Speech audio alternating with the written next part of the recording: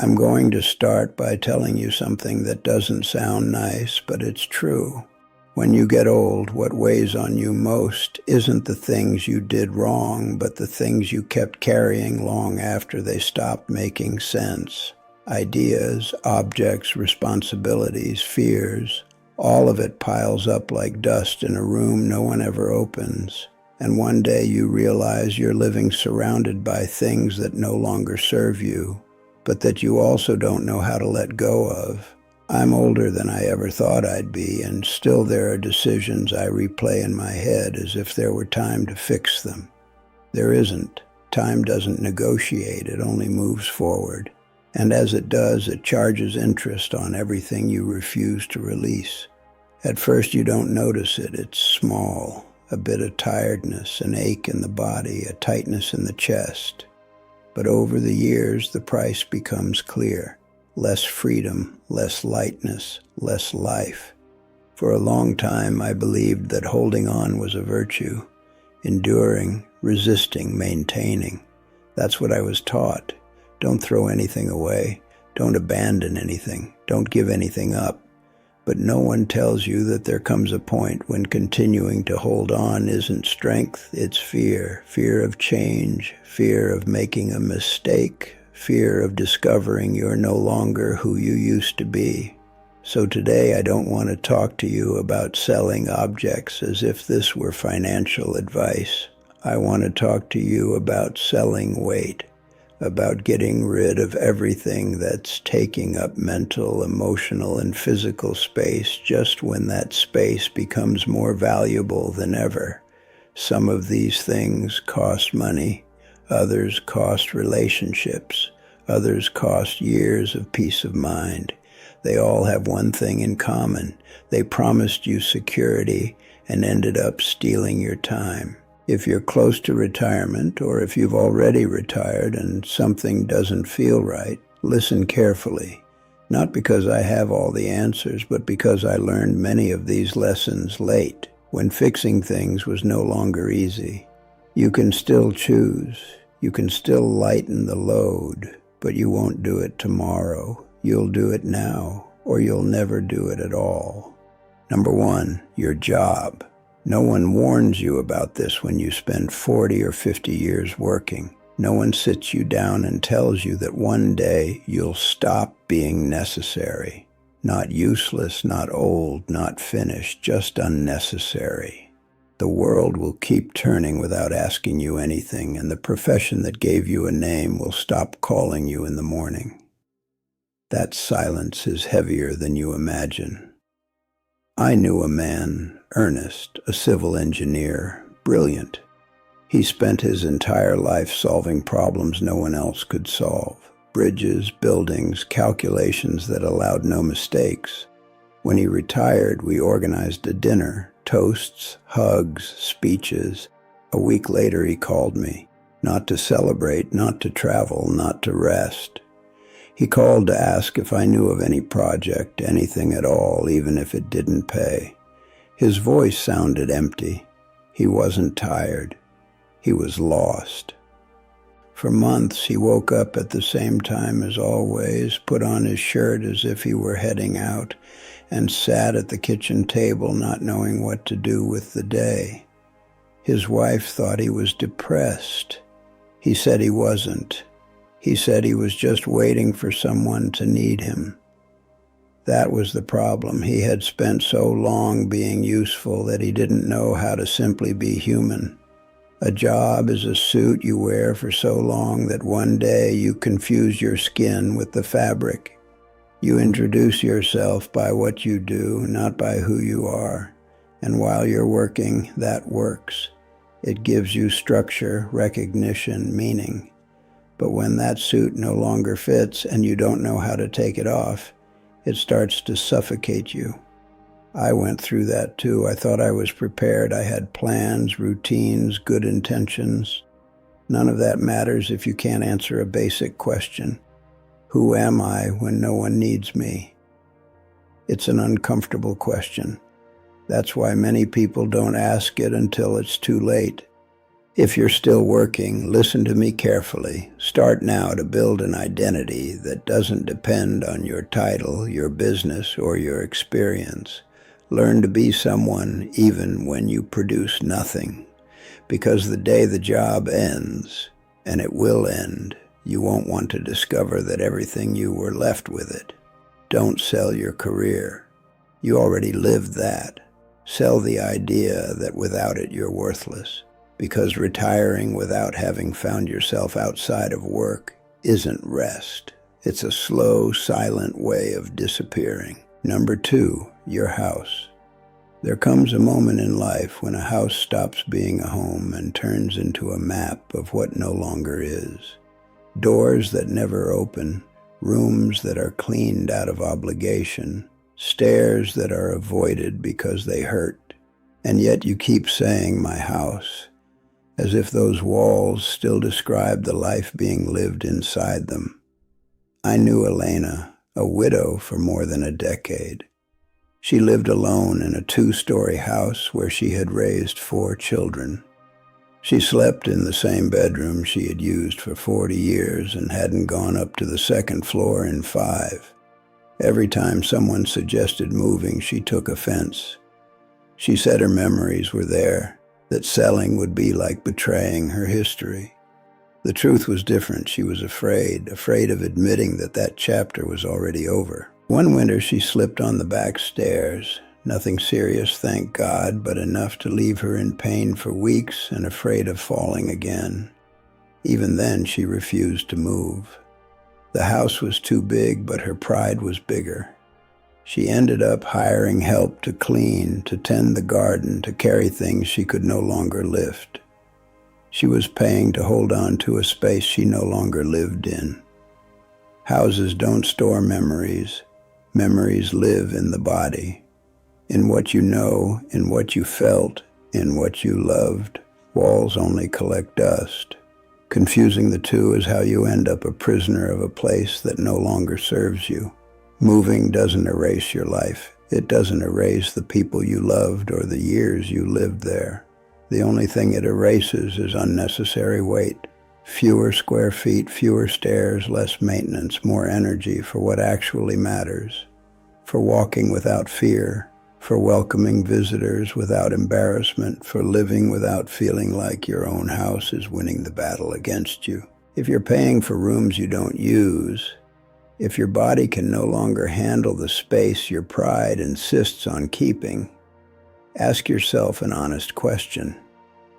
Does that house support you, or are you supporting it? Because when a house starts running your life, it stops being a home and becomes a burden, and burdens sooner or later have to be let go. Number 3, the idea that you must always help your children. There's a very thin line between caring and getting in the way, and almost no one notices when they cross it. It starts with good intentions, with genuine love, with the deep desire to spare your children the pain you went through.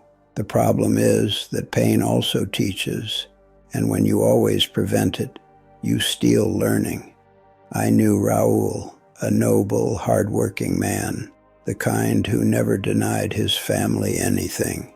His oldest daughter always had an emergency. One month it was rent, another the credit card, another a business that didn't work out. Raul dipped into his savings without a second thought. "That's what I work for," he said. Over time, his daughter stopped looking for solutions. Why would she, if Dad always showed up? When Raul got sick and could no longer help the way he used to, his daughter panicked. She didn't know how to hold her life together on her own. She never had to. Her father's love had protected her so much that it had also left her defenseless. Raul understood this too late, and that realization hurt more than the illness. Helping isn't always about giving. Sometimes it's about saying no. Sometimes it's about allowing the other person to make mistakes, to fall, to feel uncomfortable. No one grows from permanent comfort. No one learns to walk if you always carry them in your arms. Look honestly at how much of your energy, your money, and your peace of mind goes into rescuing adults who should already be building their own foundation. Ask yourself whether that help is building character or dependence, because your years are finite. Your strength is too, and no one will take care of you in the future if they never learn to take care of themselves today. Loving someone isn't about solving their life for them. Loving them is trusting that they can live it without you. And that's one of the hardest things you'll have to sell before retirement.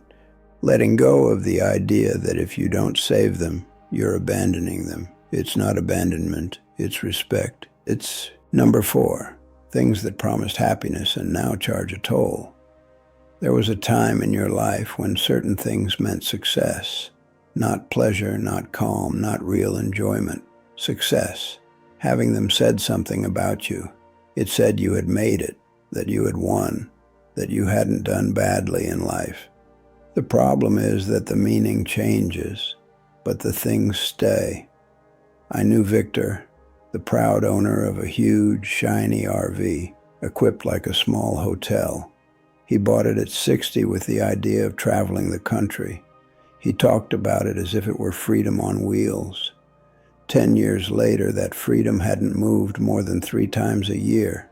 What did move every month were the payments, the insurance, the maintenance, the unexpected repairs. Every call from the shop tightened his neck. One day I asked him when the last time was that he truly enjoyed that vehicle. Not when he cleaned it, not when he fixed it, not when he paid for something, when he enjoyed it. He stayed quiet for far too long. When something you supposedly love forces you to think hard just to remember the pleasure, it's no longer a joy, it's a burden. Possessions come with a quiet lie built in. They promise rest and deliver worry. They promise enjoyment and deliver responsibility. They don't sit quietly in a corner. They demand constant attention, mental space, money that could be buying real experiences instead of stationary objects.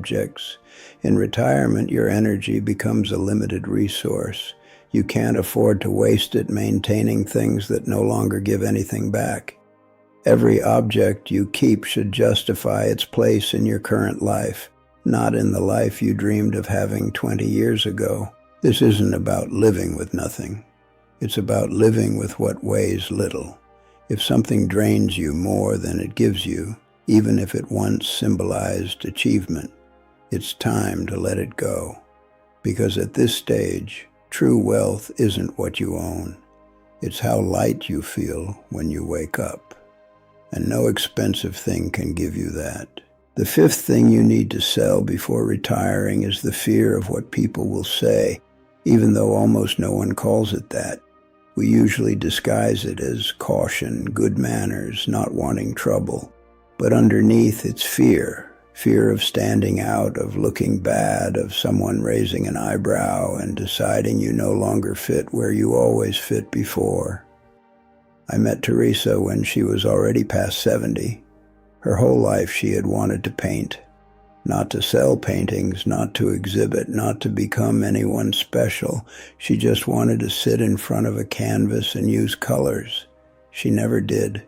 She said it was ridiculous to start something like that at her age, that people would think she was wasting her time, that it was better not to make a fool of herself. That's what she sold for decades, her desire in exchange for other people's comfort. After her husband died, something broke and something loosened at the same time. She signed up for a community painting class. She told me that on the first day her hands were shaking, not from lack of steadiness, but from embarrassment.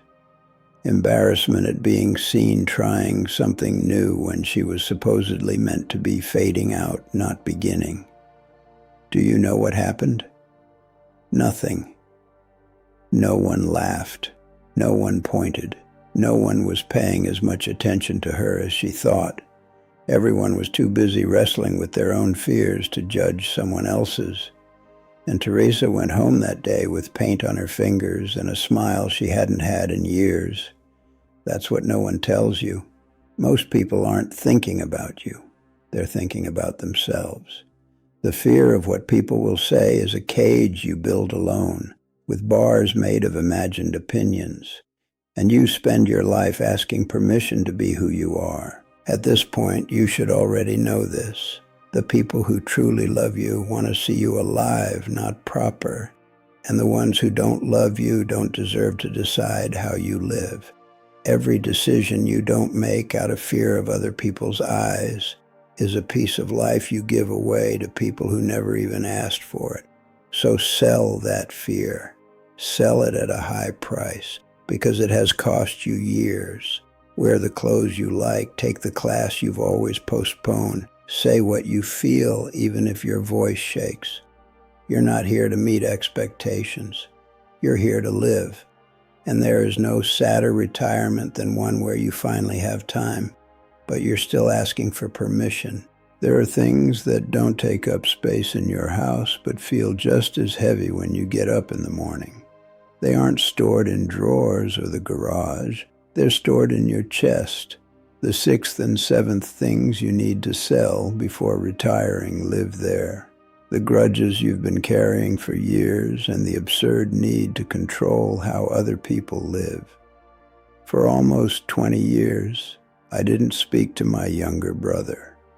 If you asked me today why, I couldn't give you a clear answer. Something was said badly, something was taken the wrong way, and silence did the rest. At first it was a stance, then it became a habit, and one day it was no longer a decision, it was simply the way things were. That grudge didn't just separate the two of us. It separated birthdays, Christmases, conversations that never happened. It separated our children who grew up as strangers over a fight that wasn't theirs. I thought I was punishing him. The truth is, I was sentencing myself to carry useless weight every single day. When he died, no one called me in time. I found out late, when there was nothing left to fix, nothing left to say, nothing left to ask for. That's how grudges work. They promise dignity and charge you goodbyes, and they always charge more than you think. Control works in a similar way. It starts as care, as legitimate concern, as well-intended advice. But if you don't let it go, it turns into an elegant form of distrust. You want others to live the way you would have lived, not to make the mistakes you made. The problem is, that's not their life. I watched a friend lose his relationship with his daughter because he didn't know when to stop talking. Constant opinions, endless corrections, fear disguised as wisdom. He said he only wanted to help. She felt like she was never enough. Love, when it squeezes too tightly, ends up suffocating. Grudges and control have something in common. Both try to freeze the past so you don't have to face the uncertainty of the present. But life can't be frozen. It keeps moving, with or without you. Sell those two things together. Sell the grudge you no longer even remember how it started. Sell the illusion that you can direct the lives of the people you love, not because you're weak, but because you no longer need to carry that. What you let go of isn't lost. What you let go of very often finally lets you breathe. The eighth and ninth things you need to sell before retiring present themselves as virtues, which is why they're so hard to let go of. One is called perfectionism, the other is called later. Together, they've ruined more peaceful lives than any impulsive bad decision ever has. I spent years correcting things no one else could see. Tiny details, minimal errors. There was always something that could be done a little better, a little cleaner, a little more correctly. Meanwhile, life waited. It waited for everything to be ready. It waited for me to feel prepared. It waited for there to be no risk of getting it wrong. Spoiler, that moment never came. Perfectionism isn't love of detail, it's fear of being exposed. Fear that someone will see what you did and think it wasn't enough. So you don't deliver, you don't start, you don't finish. You convince yourself you're being demanding with yourself, when in reality you're paralyzed. I've seen people retire with drawers full of almost finished projects and lives full of things never even attempted. And that's where the other big lie comes in. Later, after work, after there's more time, after this year passes, after things calm down. Later is a mild anesthetic. It doesn't hurt. It doesn't alarm, but it puts urgency to sleep. It makes you believe life is on pause when in reality it's happening without you. I met a woman who wanted to write letters to her grandchildren. Not books, not memoirs, letters, to tell them who she had been, what she had learned, which mistakes weren't worth repeating. She always said she would write them when she felt calm. She died with the calm intact and the letters still in her head. No one ever got to read them. That's what perfectionism and later do when they work together. They convince you it's not the right time yet. And when you realize it, there is no time left. There's only silence. You don't need to do it perfectly. You need to do it alive. You need to do it now, crooked, incomplete, imperfect if necessary.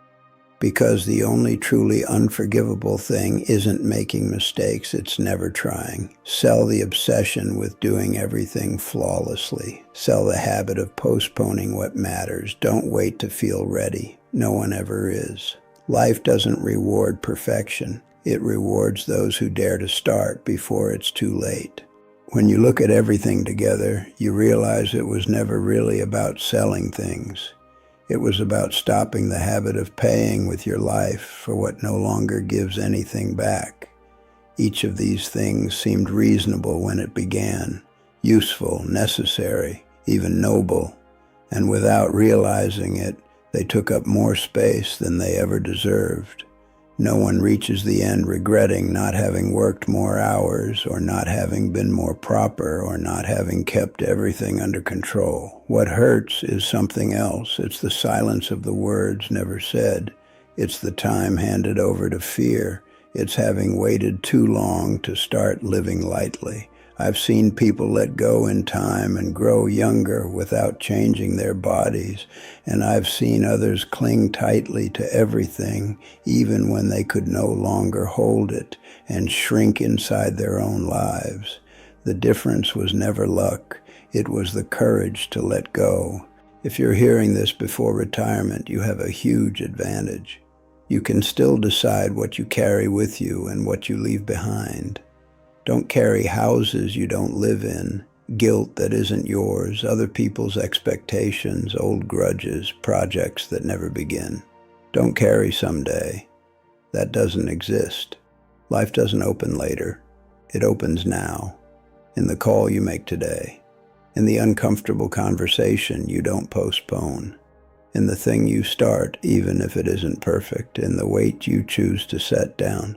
I won't promise you that letting go is easy. It isn't, but I will promise you this. Nothing feels as good as waking up one day and realizing you're no longer dragging everything that used to hold you back. That, at any age, feels like breathing again. Don't wait for permission. Don't wait for the right moment. Don't wait until it's too late. If any of this made you uncomfortable, it's because it spoke to you. Listen to it and do something today, not tomorrow. Today.